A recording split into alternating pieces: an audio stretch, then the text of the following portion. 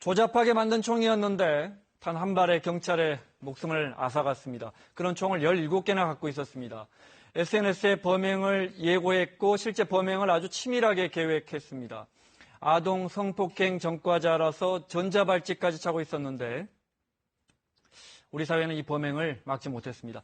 범죄심리 전문가시죠? 경기대 이수정 교수와 함께 자세히 짚어보겠습니다. 어서 오세요. 네, 안녕하십니까. 먼저 범인부터 살펴보겠습니다. 네. 특수강간 등 전과 7범이었어요. 네. 이 사람은 2001년도에 성폭행 혐의로 2년 6개월을 징역을 받았고요. 집행유예 4년. 그런데 집행유예 기간에 또 아동 청소년 성범죄를 강간범죄를 저질러가지고 2003년도에 징역 5년을 선고받았습니다. 네. 그래서 이제 징역을 하던 중 교도관을 흉기로 이제 상해를 입혀가지고 징역 기간이 길어져서 거의 9년 정도를 징역살이를 하고 2012년도에 출소를 했거든요. 네. 그리고 나서 이제 그 사이에 전자발찌가 소급 적용이 이제 합헌 결정이 나서 2014년도에 뒤늦게 전자발찌를 차게 된 사람입니다. 네. 네. 범행 동기를 살펴보겠습니다. 경찰과 충돌이 있을 거다. 경찰을 죽이겠다라고 SNS에 올리고 며칠 뒤에 먼저 자신의 집주인 같은데 부동산 업자를 공격했어요. 네. 그리고 나서 출동한 경찰을 쐈거든요. 네. 경찰을 노린 겁니까? 뭐 부동산 업자를 노린 겁니까? 일단 이 사람은 본인이 이제 불만이 있는 대상자에게 모두 이제 해코지를 하고는 어떤 아주 센세이셔널한 사건을 벌이겠다 이런 생각을 가졌던 사람인 것 같아요. 그러다 보니까 평상시에 충돌이 많았던 집주인이 일단은 희생양이 됐고 네. 그 와중에 이제 출동한 경찰들을 대상으로 이제 총격을 가해서 SNS를 보면 경찰에 대한 반감이 굉장히 심한 것으로 보입니다. 네. 그렇기 때문에 경찰과 현재 전쟁 중이다라는 뭐 일종의 뭐 사고장애 같은 것까지 가지고 있을 정도로 네. 반감이 워낙 심하다 보니 그렇게 희생자가 생긴 것으로 보입니다. 집주인 부동산 업자, 60대의 부동산 업자를 둔기로 네.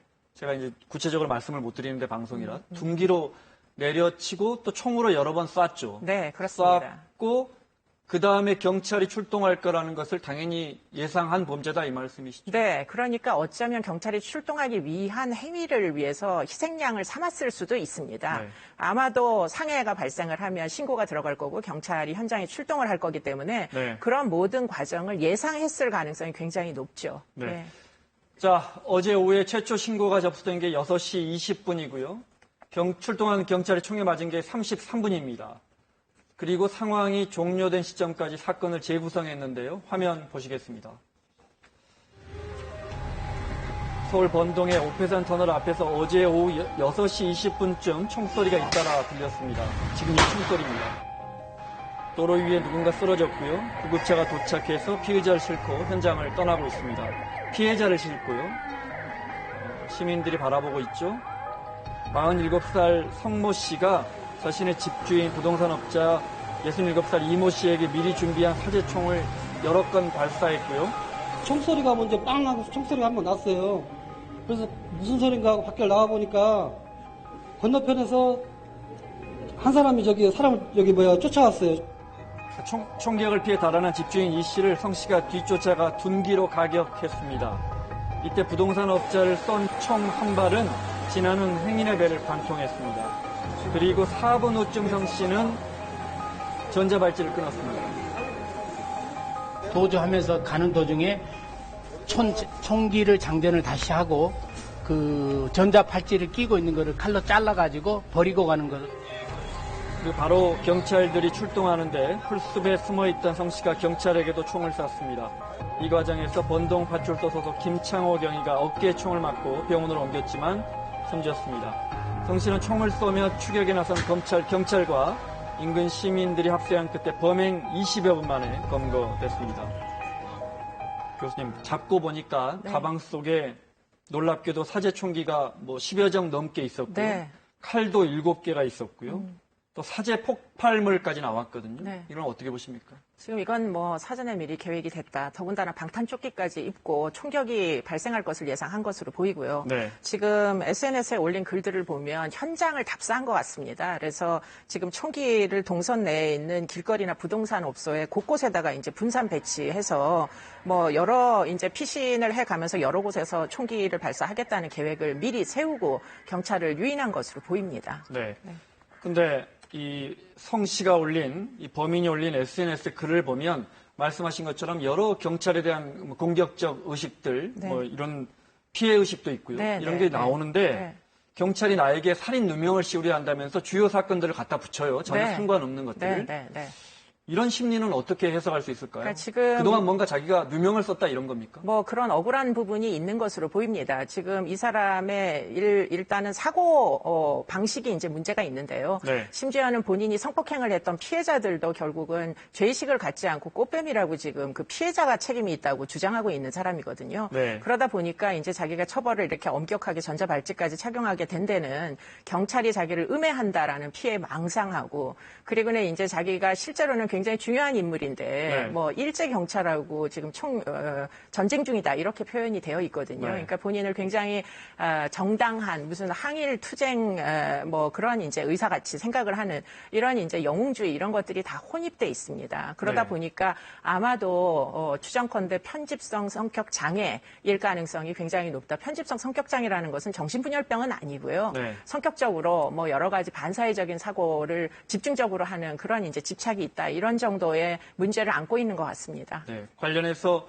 경찰이 방금 전에 정신 감정을 의뢰할 필요는 없어 보인다. 네. 이 말은 그러니까 멀쩡한 정신 의식 상태에서 범행을 저지른 것으로 보고 있다. 이렇게 해석해도 되겠습니다. 네, 뭐 계획을 아주 치밀하게 했고요. 네. 그리고는 SNS에 올린 글을 보면 전혀 논리적으로 문제가 없습니다. 네. 물론 뭐 괴이한 궤변이기는 하나 네. 그러나 정신분열병 환자들이 보이는 인지장애 같은 건 전혀 없기 때문에 네. 감정의 필요성은 있다고 보이지 않습니다. 네. 단지 성격 장애다. 그렇죠. 네. 예.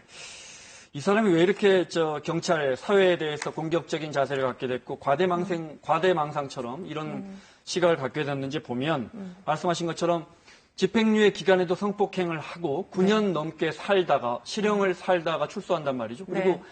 1년 4개월 있다가 전자발찌를 찼어요. 예. 왜 그랬죠? 그러니까 그 사이에 이 사람이 이제 수감이 되어 있는 기간 중에 네. 전자감독 제도가 소급 적용이 됐습니다. 네. 그러다 보니까 이제 교도소 안에서도 뭐 여러 가지로 말썽을 빚어서 형기가 길어졌고요. 교도관을 이제 상해를 입혀가지고 네. 그리고는 출소한 이후에 경찰이 와서 또 발찌를 채우니까 네. 이런 모든 이제 그 상황을 자기의 잘못이 아니라 결국은 사법제도가 부당하게 네. 자기에게 해코지를 한다 이렇게 이제 망상이 시작이 된 것으로 보입니다. 네.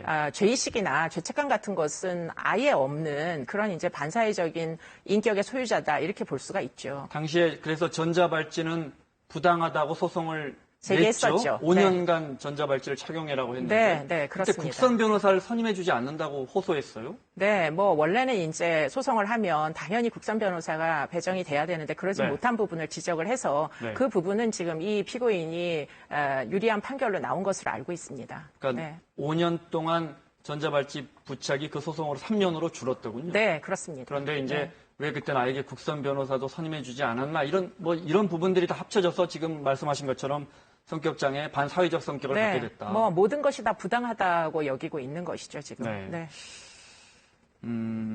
일부 언론이 지금 성 씨가 책을 3권이나 썼다고 하고 검색해 보면 이 피의자가 이 범인이 쓴 책이 나와요. 이건 네. 어떻게 된 겁니까? 뭐 책도 쓰고 출소하자마자 책을 여러 권 쓴 것으로 보이고 책의 내용이 상당히 극우주의적인 측면이 있는 그런 책으로 지금 해석이 되고 있습니다. 그러다 네. 보니까 SNS에 올린 글들은 뭐 상당 부분 진보적인 사건들, 진보적인 이제 논쟁이 있는 그런 사회 문제들을 올리면서 글 내용은 굉장히 좀 뭐 반대편에 조잡한 있는 분. 예 네. 그런 글을 이제 쓰다 보니까 네. 이 사람이 뭐 어떤 생각을 갖고 있느냐가 지금 의문이 되고 있는데요. 네. 일단은 사고장애가 있는 성격장애자이기 때문에 결국은 극단적인 생각들에 몰입한다는 차원에서 보면 일관성이 있다고 보입니다. 네.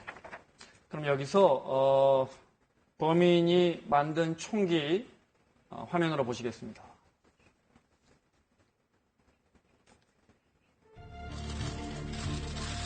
경찰관을 총으로 쏴 숨지게 한 성모 씨가 직접 만든 총기입니다.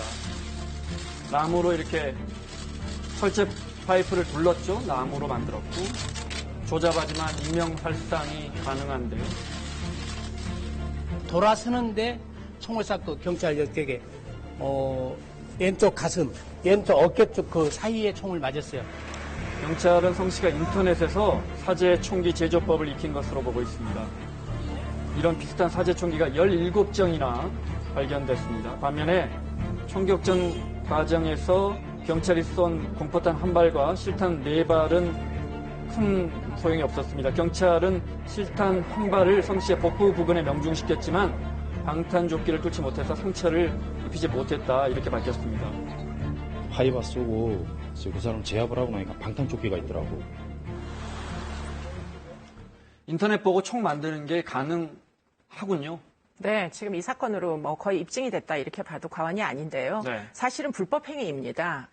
지금 지난 1월부터 총기 제작법이나 설계도 같은 것들을 인터넷에 올린 사람은 2년 이하의 징역 또는 500만 원 이하의 벌금을 받도록 되어 있는데요. 네. 문제는 이제 그런 법만 있을 뿐 사실은 단속을 하지 않다 보니까 사실은 지금 이 순간에도 검색을 하면 굉장히 많은 정보가 쏟아져 나옵니다. 그렇기 때문에 지금 이런 종류의 이제 사제 총기를 제작하는 것이 지금 국내에서 가능하다는 점은 앞으로 굉장히 유의해야 될 지점이라고 보입니다. 네. 또 이 문제 벌써 몇 번째 나오는 것 같습니다. 전자발찌. 네. 우리가 어떤 그 유력한 용의자, 범죄를 재발 다시 일으킬 수 있는 사람을 감시하는 장치입니다. 네. 그런데 그냥 끊고 달아나서 범행을 일으킵니다. 얼마 전에도 살인사건 저질렀거든요. 그렇죠. 이거 네. 어떻게 할까요? 진짜 너무 걱정이 되는데요. 전자발찌가 그 사이에는 나름대로 어떤 범죄를 억제하는 효력이 있었습니다. 그런데 최근에 전자발찌를 끊고 재범을 하는 사건의 숫자들이 지금 점점 늘어나고 있는 게 추세인데요. 요번에 이제 사제 총기까지 등장을 하는 것을 보면 이 전자발찌 대상자들에 대한 관리 감독의 의무가 제대로 집행되는가를 의심을 해보지 않을 수가 없고요. 네. 더군다나 전자발찌를 차고 있는 사람이 이렇게 사제 총기를 자그마치 17개나 이제 제작을 하는 사실을 누구도 사법기관에서 알지 못했다는 사실, 그리고는 이 사람이 결국은 SNS를 통해서 경찰을 죽이겠노라고 이렇게 예고를 하는데도 그런 사실을 알지 못했던 사실은 지금 이 대상자들에 대한 관리가 굉장히 허술하다, 제대로 네. 집행되고 있지 못하다라는 걸 보여주는 거죠. 네. 그러니까 성 씨는 전자발찌도 차고 있었지만 말씀하신 것처럼 우범자 관리 등급이었습니다. 네, 그렇습니다. 경찰이 수시로 만나보고 보고하게 돼 있습니까? 규정이? 원래는 이제 만나보고 보고를 해야 하는데 네. 문제는 이 우범자 관리 제도라는 게 지금 입법이 법적 근거가 없습니다. 네. 그러다 보니까 지침, 경찰의 이제 뭐 여러 가지 지침들에 의해서 집행이 되고 있는데요.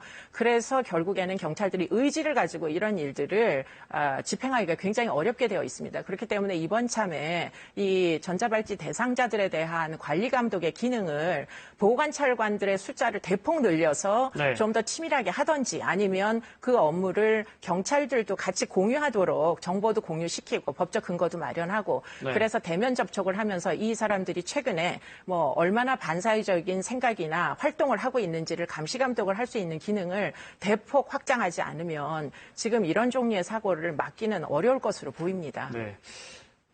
알겠습니다. 경찰관이 죽었습니다. 교수님 네. 보시기에 이 사고를 막을 수 있는 시점이 어느 시점이 있었다면 그 시점은 언제였을까요? 미국 같으면 영미법 국가에서는 인터넷 리스트릭션이라는 걸 합니다. 인터넷 활동을 감시하는 것이죠. 그렇기 때문에 블로그에 경찰을 죽이겠다라는 글을 올렸을 때 네. 사법기관의 누군가는 그것을 보고 관리 감독을 하고 예방을 할 수 있는 대목이 있어야 합니다. 네. 그러나 우리나라는 굉장히 이제 관대하게 이 제도를 보안 처분을 집행하다 보니까 네. 지금 인터넷 활용 같은 것들 전혀 추적하지 못하고 있습니다. 네. 그런 대목에서 이것은 충분히 예방할 수 있는 범죄였는데 이 범죄자는 방탄조끼를 입고 있는데 경찰은 방탄조끼도 안 입고 지금 현장에 네. 나갈 정도로 정보가 공유 안 되는 것은 앞으로 꼭 고쳐야 한다고 보입니다. 네. 전과 7범이고 우범자 관리 등급이었고 전자발찌 차고 있었고 SNS에 경찰을 죽이겠다고 했는데 막지 못했습니다. 그렇습니다. 이수정 교수였습니다. 고맙습니다.